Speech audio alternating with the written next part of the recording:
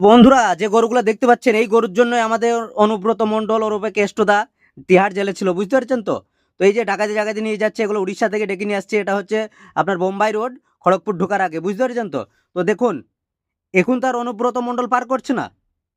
এটা কি আমাদের স্টেটের ভিতর দিয়ে যাচ্ছে, ঠিক আছে, কিন্তু টোটাল তো বিএসএফ এর সামনে দিয়ে পার হয়ে যাবে।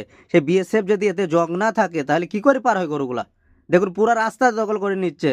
এটা 6 লাইন রোড ফুল দখল করে নিচ্ছে। কতটা গরু যাচ্ছে তাহলে দেখুন, এই যে দেখুন মারছে, এবারটা দেখুন মারছে, কিন্তু কিছু করার নাই তো। না মারলে যাবে না, রাস্তার উপরে চলে এসেছি, গাড়ি চলছে ফুল দমে। তো এই হচ্ছে আমাদের দেশের অবস্থা।